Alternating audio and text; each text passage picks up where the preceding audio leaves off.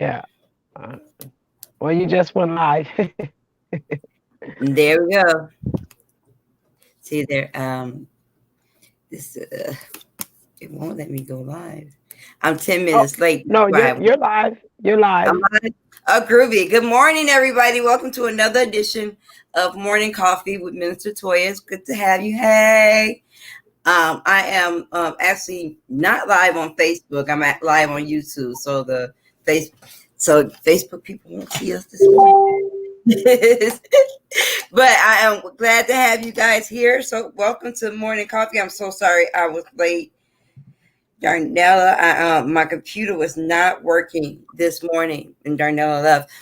Welcome, Thomas. Thank you for coming on this morning. Thank you guys for having me. I'm so interested in the topic of the state of the Black family and what you guys are doing over there, Black Civil Network. So big ups to you guys over there for all the work that you're doing around reparations and the Black family. Really grateful to you. Thank you. Thank you. And we're grateful for your work too. For that. We're grateful for you too. But we were, as you know, we just got the same power react fast. So we're all excited about that over in our camp. Right. Yeah.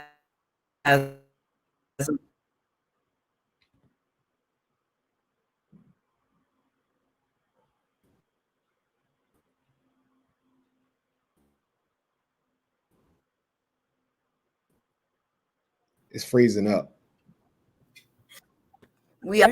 I'm hearing my dreams shall come to pass. Tell me a little bit about Thomas.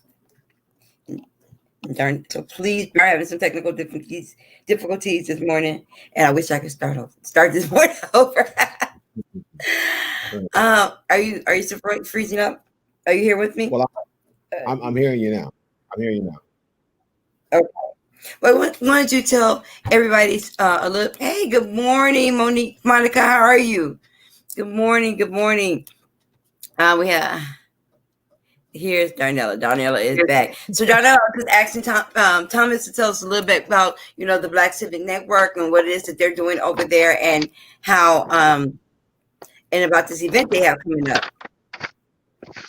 Well, what we do at Black Civic Network, we advocate on behalf of Black families. So our main focus is to consistently advocate that, for the betterment of the family, not individuals. So, because people always look at our organization and say, well, you got all these Black men and, are you guys male driven? And it's like, no, we're Black family orientated, because even as men, whether we're single or we're married, etc., we all know that the Black family dictates exactly how far we all go. Minnesota is known out the gate. I came here in 91, and I was told in 91 as a young teenager that Minnesota is a child and woman state. What does that say about the man? And what does that say about the family? Right. And the social programs in Minnesota that they push on our families, especially, those social programs pretty much tell you that you don't necessarily need a family, right? Because you get more if there's a single parent household. You get more. You get more if your child has some type of mental health illness, etc. So we've kind of been conditioned over the past 3 to maybe 4 decades in Minnesota to go without the Black family, and also to deteriorate the Black family by pointing out that the deficiencies of things that may be simple things. So the state of the Black family, what we're doing is saying every year we're going to do an annual check-in right around Dr. King's holiday. Since everyone else uses the holiday for breakfast and lunches and talk about everything that Dr. King had moved past, we figured it, he died talking about the Poor People's March. And that was really about making sure that the families had access to the capital that, white families have had. So his last speech in Minnesota at the university in 1965, he was talking about reparations, and he was talking about land trust colleges, which the U of M is. He was talking about how Minnesota was developed by land trust agreements with white families and farmers for them to buy homes for pennies on the dollar, to buy farms for penny on the dollar. They would tractors and everything else so that their businesses can flourish from the federal government.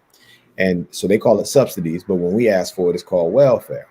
So when we talk about reparations and we talk about the things that kind of hold us back, what we're saying is it's not good enough for you to cut a mother a check for, $1,300 a month, if that, right? And then she has to live on the $1,300 for an entire month. Meanwhile, telling her she has to not have a man in the home, or if he lives in a home, maybe they could be working poor, right? They're barely making $16 an hour, if that, and they're barely making ends meet, and they won't get that assistance. So Right. that our people, because of not only just because of slavery, right, but also because of mass incarceration, because of Jim Crow, because of black code, because of all of those things. Those are things wore down on the black family. So we just want the black family in general to take notice and to move different and change our cultural scope.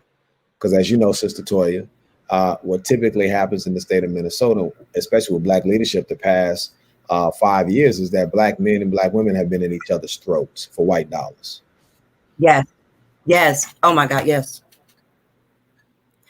It's been that way. It's even today we allow white led organizations who we will see as those that might best be able to benefit us financially, lead our movement, or actually dictate to us, this is our time, right? And we know when George Floyd died, when he was murdered, let's not say died, I don't want to make it a passive thing. When he was murdered, that was the moment that the black family had to come together and to make a strong call for reparations.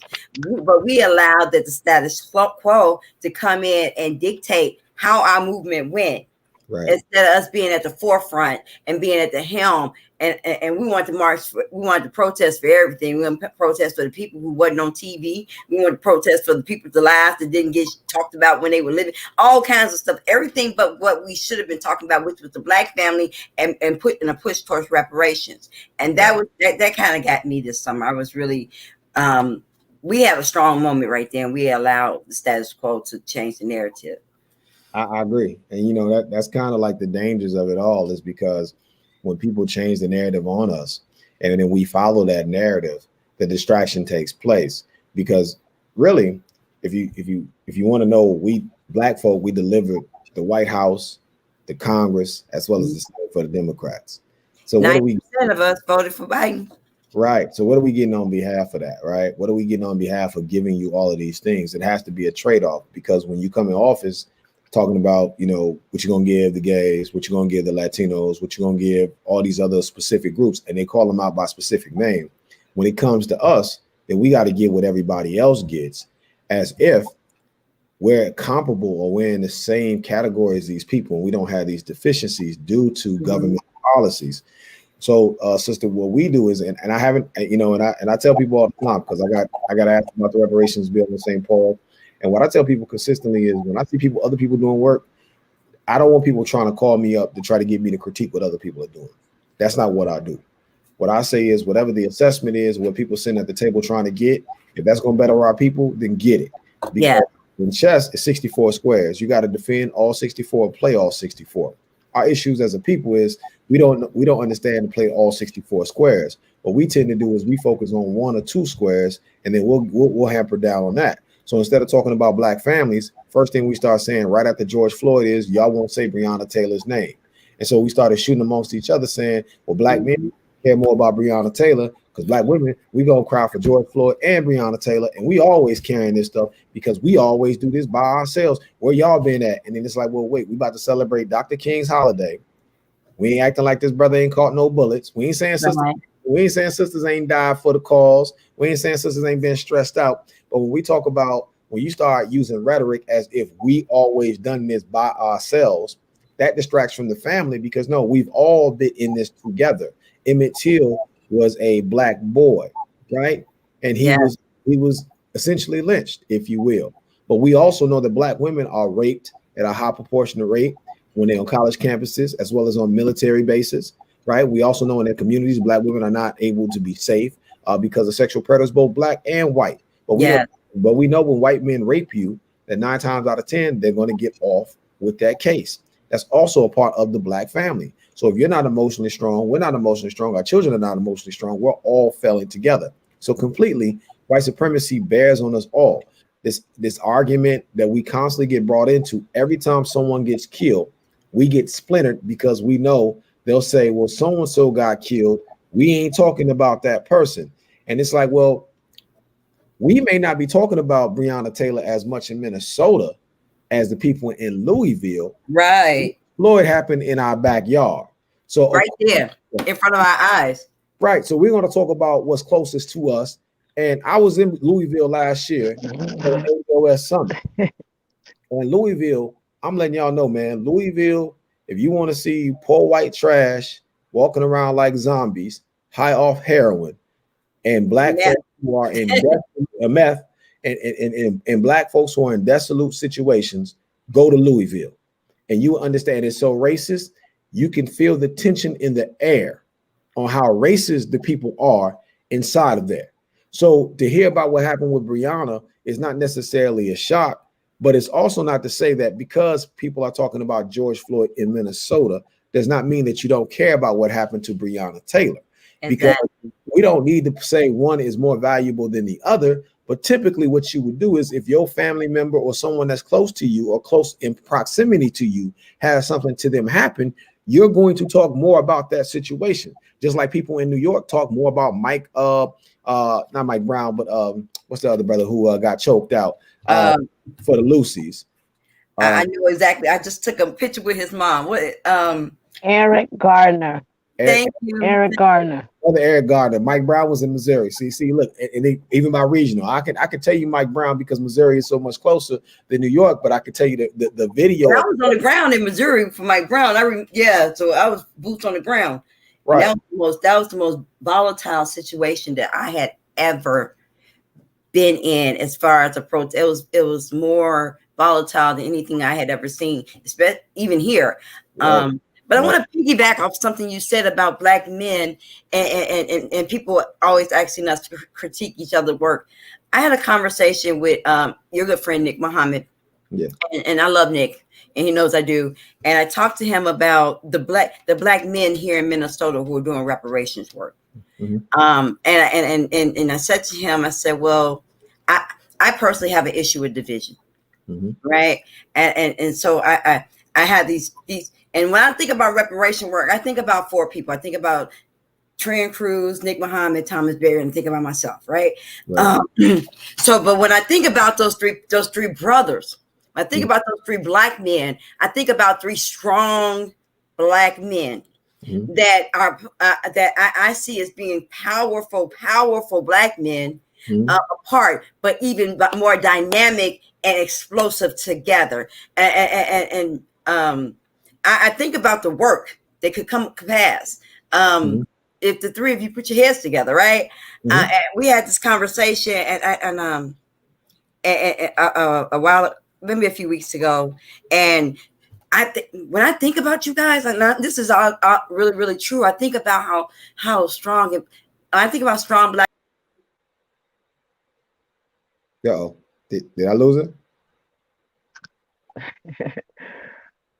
Yeah, it was glitching out for a little bit. Okay, hopefully she get back in. I think about you guys. I'm sorry about that. And so, like when it comes to the Black family, when we think about leaders in the Black family and leaders of the Black community, I would like to see my brothers start taking more charge and start bringing more united, because sisters have their issues, right? But at the end of the day, we can fight on Tuesday and we'll be standing together on Friday. Am I not right, Darnella? We'll fight on Tuesday. It happens all the time.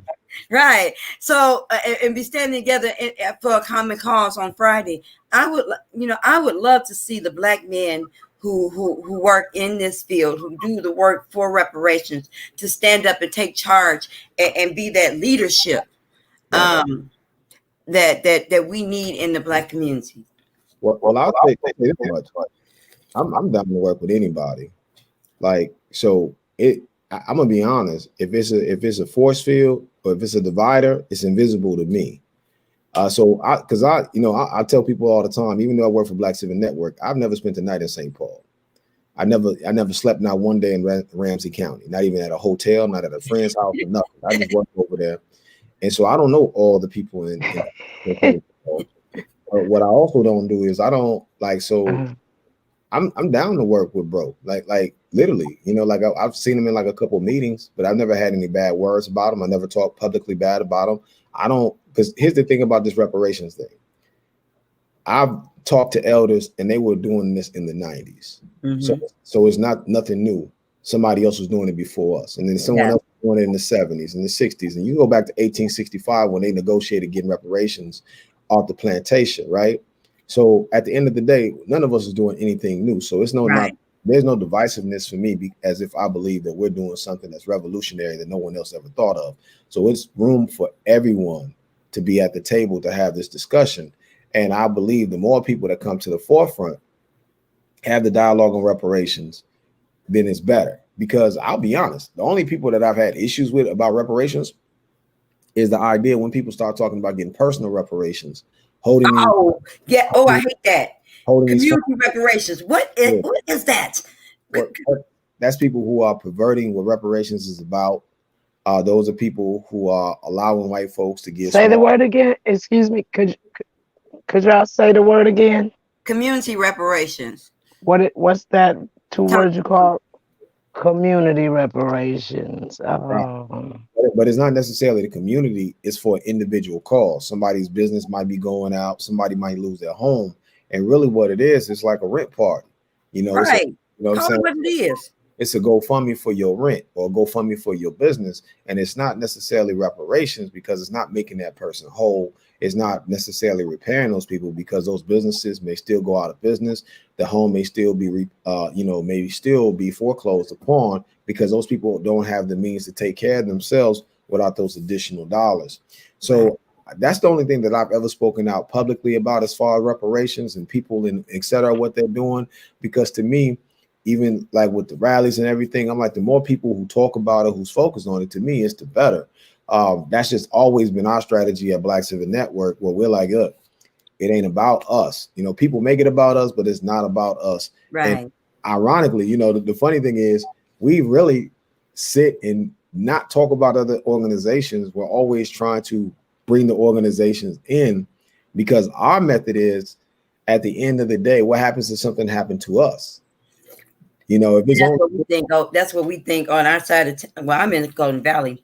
I work with everybody, but I do most of my reparations work with Trent because that's who brought me into this. Right. And for the last 4 years has been just like pouring this whole just a realm of knowledge of reparations into my head. Now I was already working on reparations, but the stuff that I knew then has no, like, it's like all the stuff that I know now, and all the stuff that goes into reparations, not just cutting the check, you know, and it's healing of the family, you know, and it's so many other things that has to happen with our people. We have to have a strong family unit in order for that healing to take place.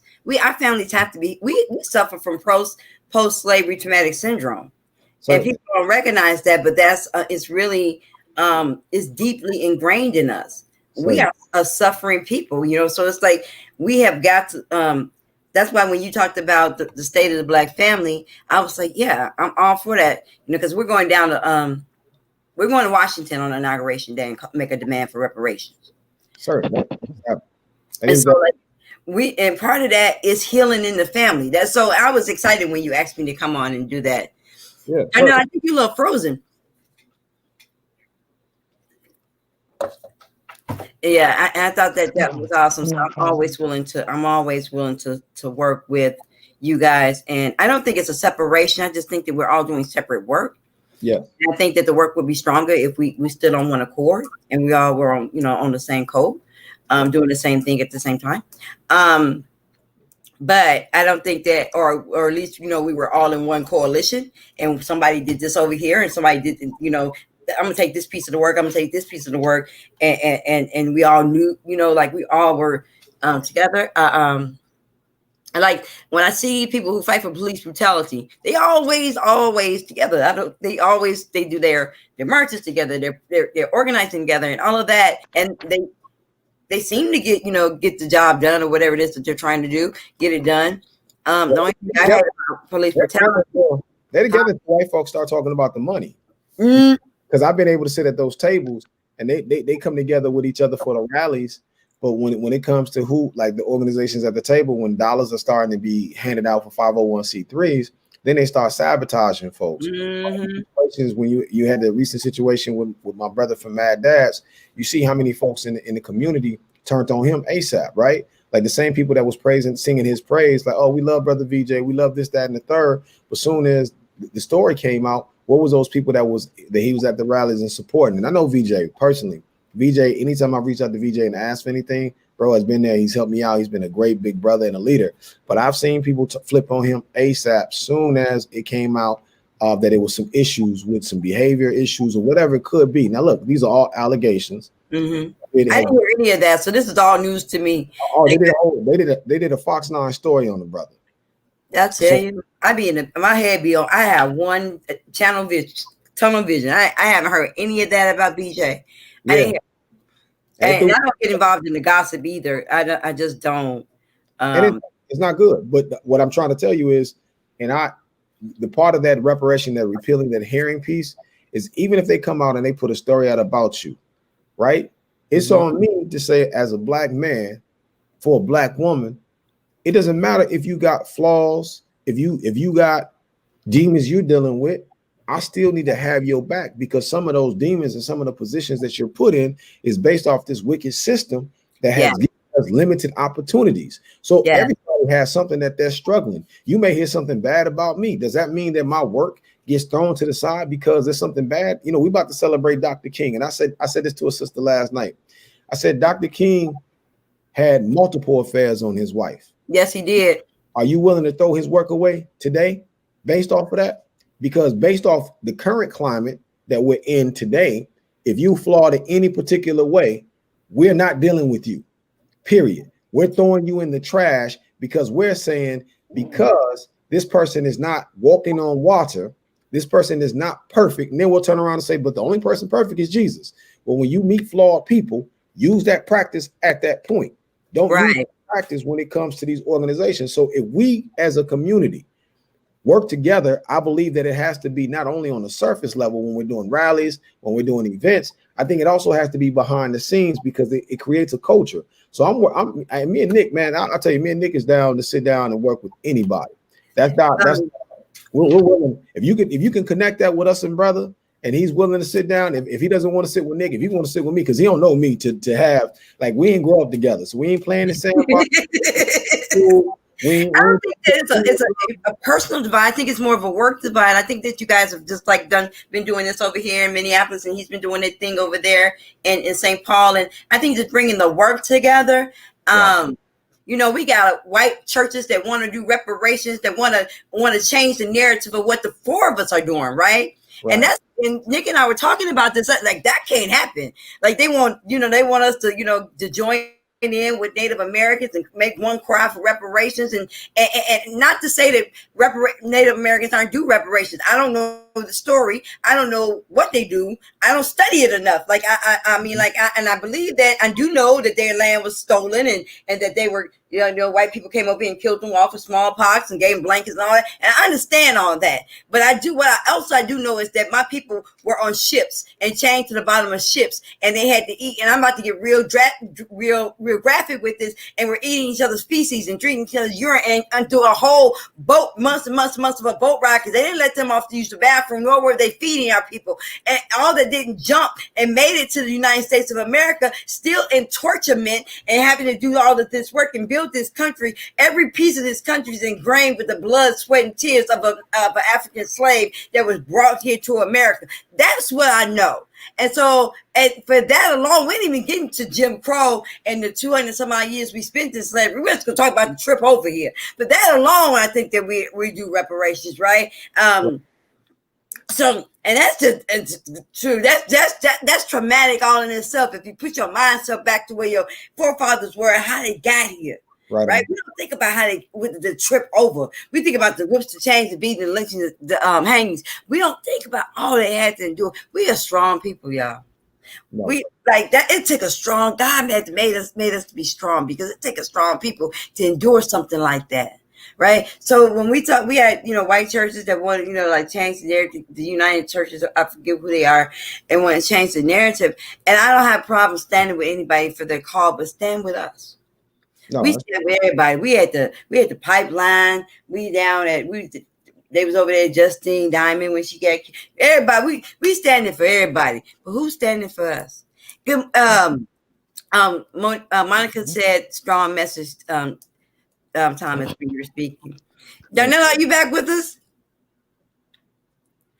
She gonna be back with it. Yeah, but that's. I don't think it's more of a personality divide. I think it's more of a work divide. And I think that, in my mind, I think that you guys could do so much if we brought the work together. That's just me. But I think that everything's gonna work out. All things come together, and all things work out. And I think that it's gonna work itself out. I do think that we should do some sort of. We're all ADOS. American descendants of slavery. We call ourselves American descendants of chattel slavery because Yvette and them have that thing. They're building their network and their 401c4. And so we don't want to confuse people. So we say American descendants of chattel slavery so that, there's not a confusion and we're not infringing on what they're doing over there. No doubt, no doubt. And I just saw that that one of the guys from Colebrook incorporated ADOS themselves, and I thought that was kind of silly. But this is kind of what happens with this kind of work, right? Like, so when you look at we're celebrating Dr. King, when we think about Dr. King and Malcolm was alive at the same time and they didn't make it happen, or we think about all the other organizations be working hand in hand that doesn't happen. So my thing is always not to repeat. I don't study history to repeat the failures of history. I study history so I can learn from it and not make for the mistakes. So I'm always, even with people I disagree with, I'm always down to work with those people. I just think that we have to really look at it from an aspect of, what are those principles of reparations and make it work. And as far as Native Americans, I've sat at the hearing at the Capitol when they were talking about reparations. Native Americans stated that they don't want reparations. They want reconciliation, and they don't want us to be part of it. They want the white people are keep putting the Native Americans in it. And they not only did they put the Native Americans in it, in preceding meetings, they brought Latinos to the table, they brought Asians to the table, and then they went into gender-based politics and they brought LGBTQ to the table. So what we have to say, at Black Civic Network, was saying when affirmative action was first created by Lyndon B. Johnson, he gave a speech at Howard University. I'm sorry, I got Central State, my Central State Ohio shirt on, my apologies. But when he spoke at Howard, he was talking about how affirmative action was only for the atrocities that happened for African Americans. It wasn't set up for any other group. After that, years later, we've allowed them to hop into the affirmative action bucket. What they're trying to do on the reparations front is they're trying to do the same play. Mm-hmm. And what we have to say to people consistently is this.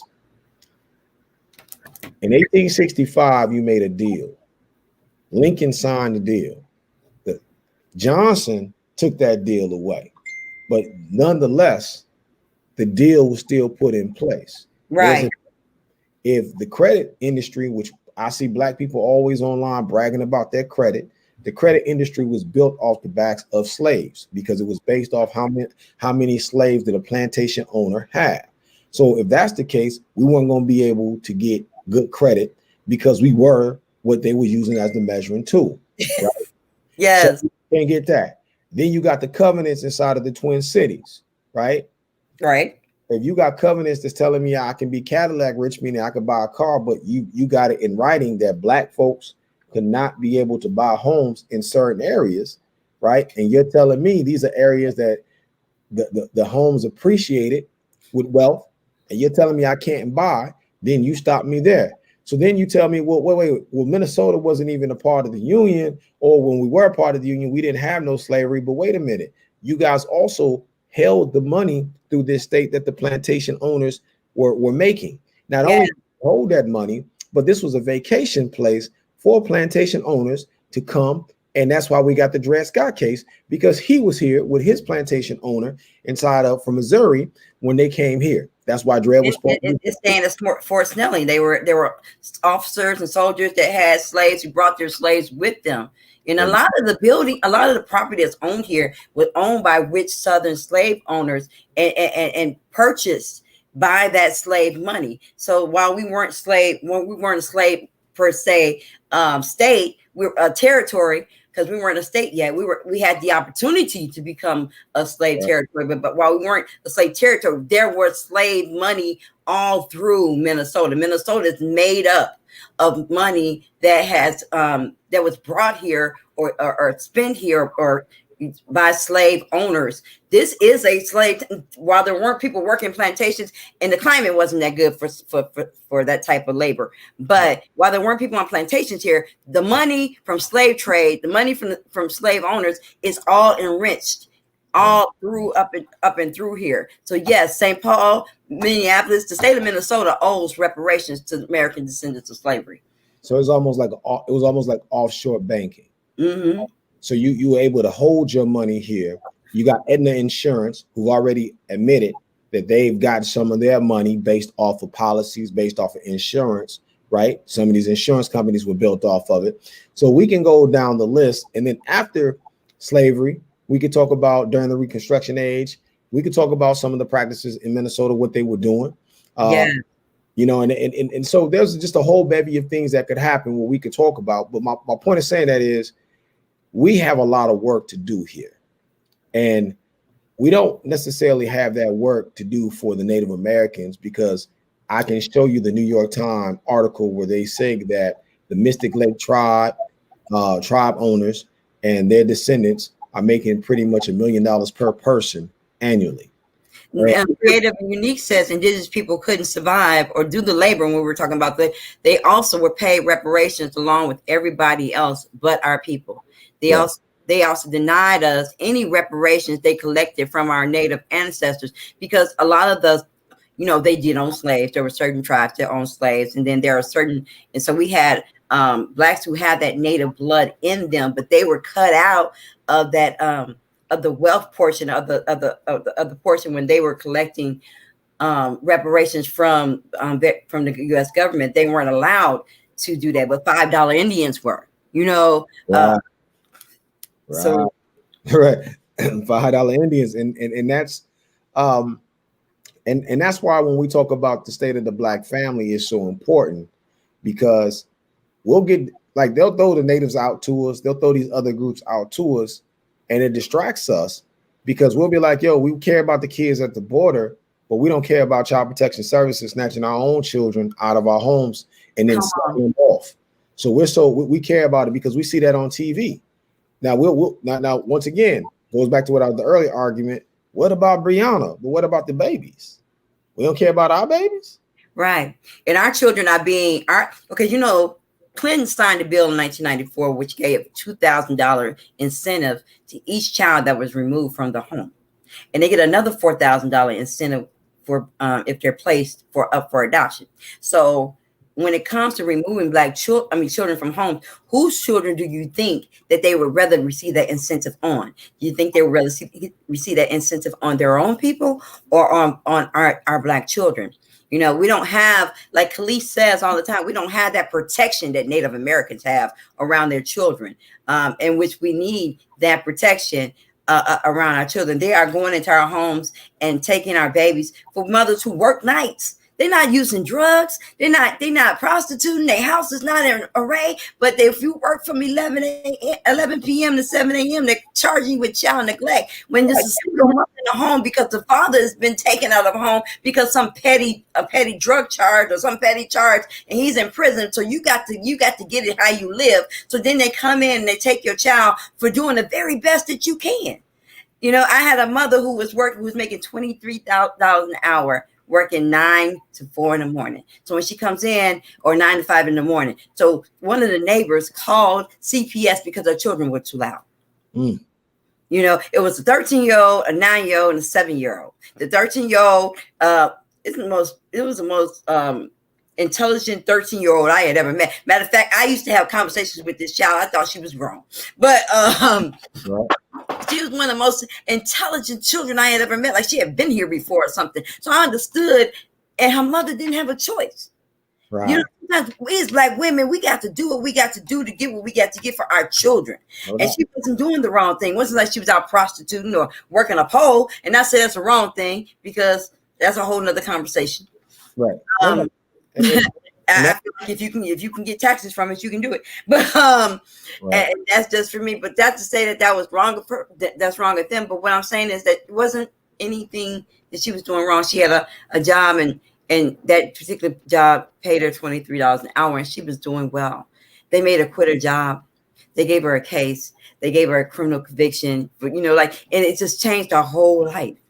But her boss stood by her and changed the time of her hours, and still, because he was so annoyed with the system, still kept her on at the same salary. Right on. But she's still fighting for her babies.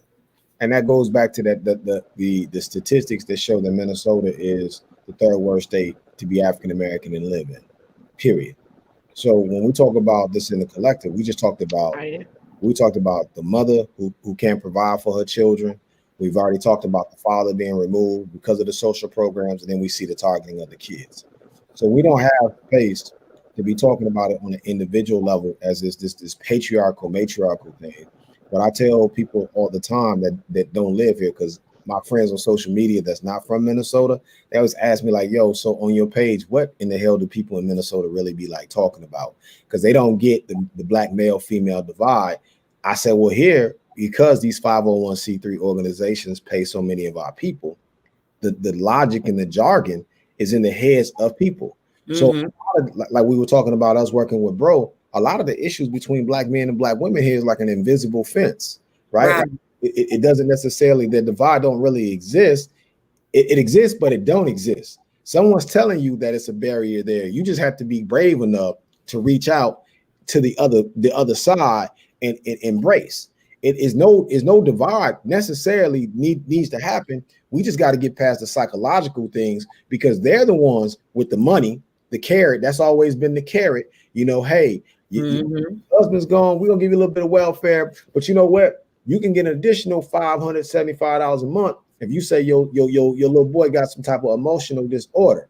Well, even if he ain't got one, baby, go in there and play crazy so you can get this money. Now, look, the system, you got to survive. Now, we hustling to survive.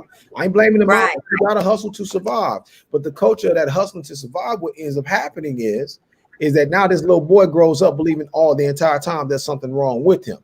Then he's on medication. The medication is further. You take the medication, you get more money, but now something's really wrong with him because he's medicated and he's acting off the side effects of the medication. He grows up his entire life, and now he's out here toting pistols because of the culture, right? And because of the lack of the opportunities and the medication to begin with. But it all started with that trap of we never had a just opportunity, man, woman, and child to begin with. So we're pretty much self-killing ourselves based off of this system. So when we talk about the state of black families and we're throwing all this out there, we're saying to our people, it's time for us to talk. Forget the rest of these folks. We're not going to be on there talking about what white people issues are. We're not going to be on there talking about what the Native Americans issues are or the Latino issues. She said, did we hear about Biden so here's the thing about Biden and their plan. Their plan is to do a study. There's been studies that's already been done. It's a book written by Randall Robinson. Harvard University has done a study with Ogletree, right? Then you have the United Nations in 2009 who did their own study, and they came back and said that African Americans were deserving, or ADOS folks were deserving of reparations, as well as those in the Caribbean and et cetera from all of these European countries. So the studies have already technically been done. The problem is that they've been distracting the public with so much other stuff that the public is like, they've held HR 40 from us for so long. We're like, yo, now what? So they're gonna do a study. Well, this is how the study's gonna go. They're gonna pay a bunch of white firms to go out and tell you what you already know about you. They're gonna get paid to read books. They're gonna get paid to look at data that we're all looking at the data already. So then they're going to get paid for all of these things, Meanwhile, we still gonna be struggling and suffering. Now, if you're gonna do a study, how about you do this? If you want to do a study, why don't you cut a check? Why don't you cut a check for $1 trillion while you do that study for our Right. people? So while you're studying, we're still trying to get better. Take the information that you already know and close some of those gaps, and then come back with us and then cut us another 135 trillion or something like that once you figure it out. Now I know folks are saying, well, those numbers are crazy. Here's the thing: no matter how much money they give us, It'll never be enough. It'll never be enough. So, but that does not mean that you're not supposed to give me nothing, because some of our bootlicking black folk, they love to say, well, it's too much money. Well, I'll tell you this: they paid for the war in Iraq. They've paid at least $20 trillion for that war in the past 20 years. If you could pay $20 trillion for a war, you could also pay $20 trillion in the debt that you are owed to ADOS folk around this country. And that shouldn't even be up for debate. But since Biden and his team owe us, this is the part about the vote. We voted. Said, yeah, we've always had his back. Now he's gonna have ours. I think that's what he said. That's what he said. African Americans have always had my back. Now I promise to have yours. We're going to collect. It's time to collect on that promise. Right on. And that's what the march on Washington is about on the 20th and the 21st. It's a 2-day event, 2 separate organizations with one demand.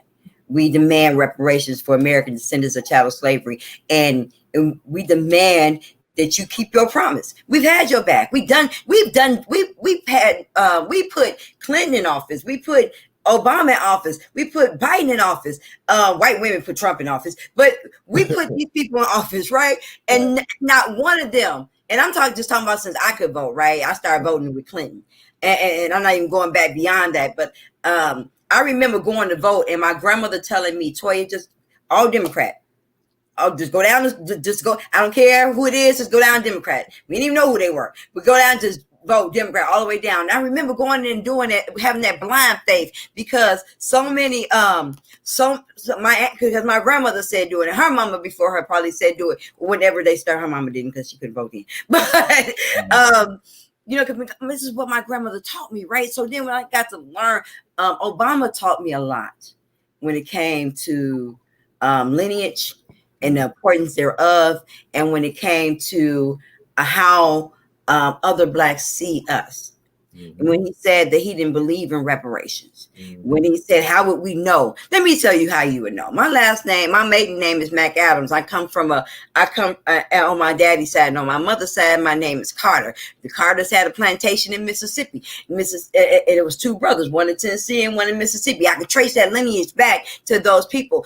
My name is not Ufugu. So if my name is not Ufugu, there is unless I was married to a Ufugu, there's a likeliness that I am American descendant of chattel slavery. I didn't just pop up somewhere and get this name, that's one way to tell who is where our lineage goes, because our lineage, we took on the names of our slave owners. Right. We didn't get to keep our names like our African brothers and sisters. So when we talk about who's going to get this money, let's look at whose name what. Let's look at the Johnsons and the Jacksons and the McAdams and all of those people who have these names that are of slave descent, and then let's look at lineage. The lineage matters. But I know that when I realized that Obama was not one of us, he looked like us. He was half Kenyan and mad at his father because he left him. So he already mad at black men. He just got some issues with black men. And then he was half white. He was raised white. So he was raised in Hawaii, right? So when it came to our struggle, he had no clue about what was going on with us and our struggle, and he could really care less. And that's just how I began to see it. We lost 50% of our wealth under the Obama administration. Right on. Well, that's the side of that. That's why consistently we have to have that conversation among our people. And she's saying, about our records. Here's the thing: a lot of these churches who kept record in the South, and they're not black churches either. They got some black churches, but a lot of white churches, especially on the East Coast, have a lot of these records about plantation owners and family and lineage. The thing is that a lot of people can bear witness and they know that we can prove it. Right. And how we can prove it. And then not only does it go back to slavery, we're still talking about Reconstruction. We're Jim still Crow. Jim Crow, Black Code, segregation, right? Mass So incarceration. mass incarceration. Like, so, and most of the brothers and sisters that came from the continent have only been here maybe for 30 years. And they've all came on some type of, most of them came on some type of work or education visa. So we already know that the bulk of us were here already. And then we also know, they know when we're talking about us, who we're talking. Now, the problem, the reason why we have to call ourselves ADOS is because everybody has taken on the man on black. Here's the thing. We didn't make up the label black to begin with. Right. Black is just a counter to the term white. And who decided who was going to be called white and who was going to be called black? And that was white folk. That's right. At the end of the day, what we're also trying to do is re-self-define. So that's also part of the family aspect. How do we re-self-define us? Because when you redefine who you are, you give the self-determination. Now, it's ironic, while we start saying we're ADOS, then they come up with this BIPOC term. Now, we done been told, and you know, even if you put black in front of it, at the end of the day, you know, what I tell people, we can call each other melanated people. We ain't necessarily got to call each other people of color, because it's a disrespect to our ancestors who was already called colored. When the signs were saying for colored only, we know who they were talking about, right? When that colored boy or that colored girl, when they would state that in the South and other places, we know they weren't talking about somebody from East India. We know they weren't talking about somebody from China, right? So they had other derogatory terms for them folk. So we're not gonna play this colored game it's a rainbow thing where everybody's up under the rainbow. So we know even the NAACP, the National Advancement for National Advancement for Colored People, when they was calling colored people, they were talking about us. Right. Now, they weren't talking about us. We have a Somalian president in St. Paul. She got voted out. They voted her out. They voted out. I had some issues with that. I didn't understand. Not that I have an issue with Somalians. And let me say that because people always call me xenophobic. I'm not xenophobic. I'm ADOS focused. So, and I believe that my African brothers and sisters, that some of them I do reparations. It's just that my claim for reparations come from the United States of America, and that's what God is leading me to do and fight for those people. But I had an issue because when they said colored people, they were talking about us. They weren't talking about people of color. They meant colored people, and that's what they called us in that time. So they were talking about ADOS and not everybody else. We have to keep our organizations focused on who the organizations were developed for. Right on. And that's Professor Al-Kadi talks about that when he talks about how the changing of words and how we've allowed white folks to kind of manipulate words, etc. Because what they do is they'll take that definition and then they'll say, all right, well, now when we say people of color, we're talking about everybody. No, you got pictures, you got signs, you got everything from those times that we still can go back and reference. Mm-hmm. We said colors only. You know exactly who you're talking about. We know exactly the type of people because we were the largest minority group in the country at that particular time. They weren't talking about Native Americans who they put off on their reservations, right? Inside of California in places, they call Asians chinks, right? Like they would literally say that on the signs, or yellow dogs, etc. They would call you out by what they felt about you, right? They call Mexican wetbacks, right. And they didn't hide that. Like listen, they act like this was like coded language. Like, no, this is out in front. Like you had public politicians who would literally sit on a pew and be like, yo, the niggers, the wetbacks, the chinks, like, yo, this is how they talk. So we need to stop allowing them to say in today's time, well, they would never call us that. That's fine. But the policies call you what they won't say with their name, right? Right. They can label you out with policies directly. And reparations is a legal term. And that's the one thing that we have to teach our families and friends is that this is a legal designation. People say, well, white folks are triggered by that term reparations. Well, no, they're not, because the state of Minnesota has a reparations department that if you are harmed by some type of violent crime, you can go to them and get money, and it's called the reparations department of the state of Minnesota. Right. So what reparations is about. They know it's about a crime or atrocity happening to people. So why can't we just say, well, let's expand that scope? It doesn't have to be black on black violence. It don't have to be white on black violence or vice versa. What it should be is that if the state, which we can prove, that the state has been acting unlawfully, breaking their own laws against African Americans or ADOS folk. We can also prove that they turned the blind eye to the Somali community for $100 million off of their child care scandal. That $100 million, they didn't prosecute nobody. They let them have their $100 million. We also can prove that they gave the Native Americans $28 million in some type of drug scandal for addicts.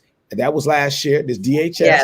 So we're talking about $128 million to two other groups. When we talk about this BIPOC coalition, they've gotten money from. They're being led by black people. I'm really disappointed in my brother. I got a brother, and I'm not going to say his name, but my brother who's leading this coalition through Isaiah, called BIPOC.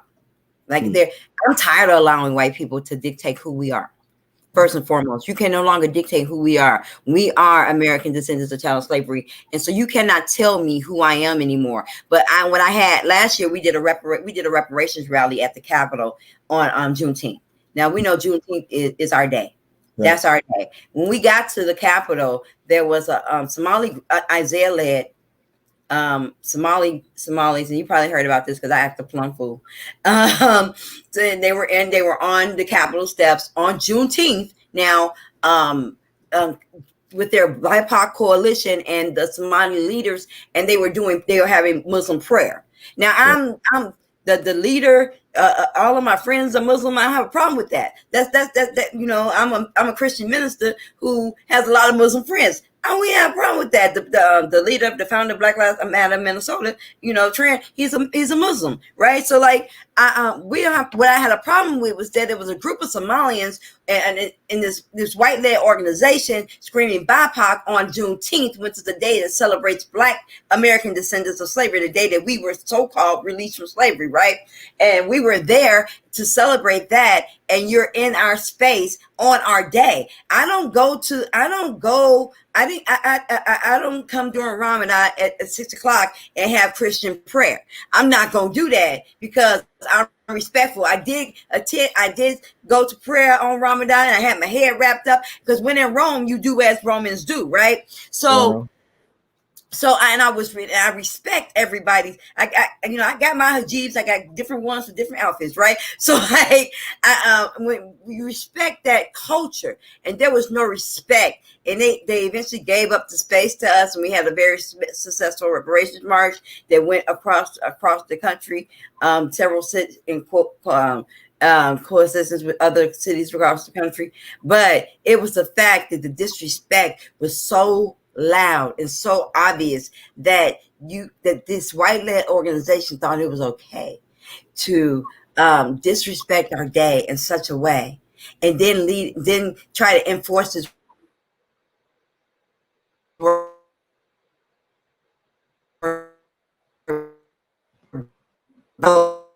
But I can't help but let people know where I am.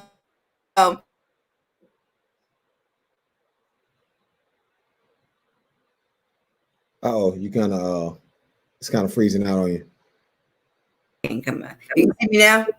Yeah, I can hear you now. Yeah. So it was a good day. They didn't give us a space, in the reparations rally went off without a hitch, but it was intentional. And then I had Keith Ellison saying, "It's gonna be okay, sister, if you don't get out of my face for real." But it's gonna be all right. And using this term BIPOC, I don't try to push the narrative of what white people have created on me. I've made some enemies this summer because I have denounced that word. And I got real specific about it. You're like, why you don't want to be a part of us? It's not that I want to be a part of you. It doesn't allow us all to be separate and have our individual issues, our individual struggles. I'm not in Black, Indigenous, people of color, right? That just makes it one word and makes it seem like all of our problems are the same, and they're not. Right. They're not. Well, what I would say, and what I've been saying about all that is, it's amazing to me how these organizations can fund to come up with new names. And deal with all kinds of particular issues that is about everything else, but they can't necessarily figure out how to take those same dollars and focus on us when they use our statistics to get funding. And that's another thing that we'll be talking about is creating an annual report card or progress report on all these organizations. The Isaiahs of the world to me are problematic because I think what they do is they waive that check. They give that training. They do a level of programming to our people.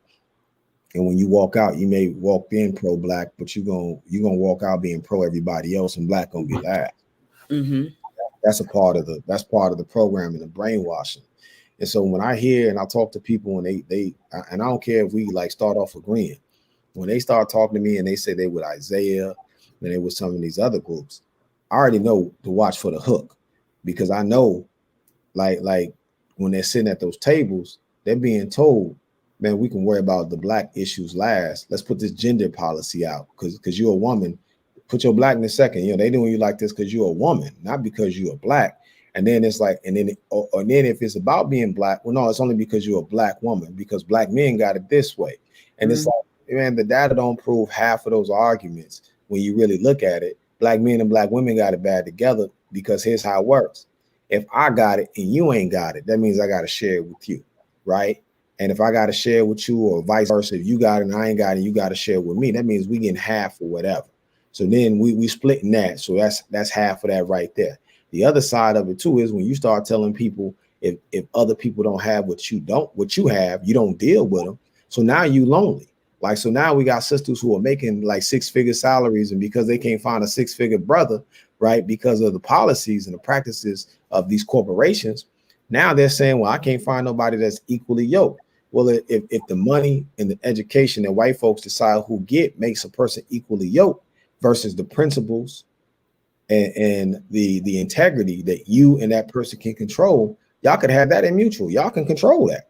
Right. You know, like so these Isaiahs and places like that don't do it. And then secondly, when you are tone deaf to Juneteenth, that says a lot about your organization. And it also says a lot about our partnership with these other ethnic groups. Because while I respect the Somali community and the things that they go through, I will say that they're not necessarily the most caring about our own history. They are on the surface level when it's in our face, but their actions show that they don't care. I lived in South Minneapolis. I know how Southsiders that were African American or ADOS were moved out of South Minneapolis. I know how they made room to move us out for the Latino community as well as the Somali community while denying us loans for home, Wells Fargo. I know how that goes. And you can walk in the Wells Fargo community, in their offices, and they'll show you the awards they got from the Somali community and the awards they got from the Latino community while they were denying us those loans and allowing them to take over our own particular communities while denying us that access. So for me, when I hear Isaiah talk, I'm like, well, if you're not going to deal with the root of we're behind all those other groups, and if we're at the bottom and you can't fight for me the hardest, and I can't be at your table and I can't talk about me, right? Right. I can't sit at your table, and I don't even want to hear your argument. I don't want to hear your conversation, because what you're going to give me that same conservative dribble, that same progressive dribble that Dr. King told me to be worried about, because you're going to tell me as long as we getting 1% at a time, while the other groups get 40 to 50% at a time, we should be fine. Because you're I used to work for I interned at Isaiah. Okay. Well, and I remember having a conversation with Nikema, and Nikema said, they're going to get rid of you. And I said, well, why? I'm doing the work. She said, because you're too black. And she said, but don't be upset. Don't be mad. She said, don't be mad and don't be upset when it happens, because I'm telling you it's going to happen, because you don't fit that. You don't fit the square of what they're looking for, but they're going to use what they can use from you, and that they're going to get rid of you. She told me this plain out. She said they're not going to keep you because of how loud you are and how voiceless you are about your people. And I said, why would she say that to me? And in my mind, I couldn't understand. I'm doing, I'm doing this work for my people. This is where I am. But little did I know at the time that me calling out for justice for my people was not on their agenda. Right. Me being black, and when they used me for their agenda, it was all great. But when I started to speak out on my own issues for my own people, things started to change, just like she said it was. And when they did get rid of me, when they did say, okay, we have no room here for you anymore, it hurt my feelings. But I had to go back to the day that my sister told me a year or two prior that they're not going to keep, you're not what the fit for them, because you're out here doing what they don't do, and that's calling for justice for people who look like you, right? And I hadn't, when she told me that, I took it at a minimum concern, but when it happened, I understood why it happened, because my sister had prepared me for that sometime before that. And she explained it to me. I still was hurt. My feelings was hurt. I felt like I had been wronged, and I had did all this work for barely anything. And all. But what I did, I learned a lot about organizing, and I learned how to lobby, and I learned a lot of things there. Because I know that God places you places so that you can. He gave me those tools so I can take it and work with people who look like me and use it for the benefit of my people. And I'm real grateful that God allowed me to sit there and learn. And they taught me that. I don't know why they taught me all of that, but they did. And I'm really grateful for that. Right. But I know that was God. And I know that when I talked about the 13th Amendment, I started talking about the 13th Amendment and changing the language and all of that. That was just way too black for them. And then I learned that if there's no money involved, if they're not getting funding, I'm talking about them. If they're not getting funding, the cause is not there. They ain't rocking with it. No, right. No. That's my whole thing. So when I hear people, when I'm at rallies or I'm at organization events and I'm hearing people talking, I can almost point out to people that's part of Isaiah by how they start talking and what they'll start doing. For one, they always got rose tint color glasses on. So they always telling you about the sunny side of things. They always tell you about, first they start out with they struggle. They're gonna let you know, listen, I've been down low, I've been in lows. They'll be like, yo, I'm from Chicago, I've been in the prison, and because they got to tell you about the reclamation project, because if Isaiah didn't find me, I wouldn't be who I am today. And I'm here to leave that brother alone. I'm here to tell you today that so they know exactly how to get us to tap dance to that music, and you can hear it. Like I don't even know, he doesn't have to say he's with Isaiah. I know the conversation, and it ain't just for that brother or that sister. It's almost anybody that when they start going through that process, they'll start that up, and you're like, yeah, I already know they with Isaiah. Why? They send you on a week training and various trainings to keep that mindset really intact, right? To keep that the PICO organization, just to take action. They send you on trainings. They send you far away from people who look like you, first and foremost, and then to keep that around a bunch of people who don't look like you, so that you can keep that, so that they can continue to train you on the ideology that they have created that you support. As long as they push that black face out front, they can continue to get that funding. A lot of the funding of these organizations depend on people who look like you and I. But are they putting that money back into the entire neighborhoods? No, it's not coming back into our neighborhoods, but it's getting, we are receiving it.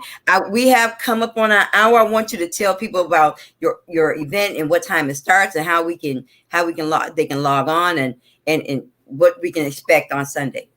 All right, so Sunday is going to be January 17th from 4 p.m. to 5:30 p.m. I will tell you, you want to get there about 3:30, because at Black Civic Network, we have this saying, if you're on time, you late.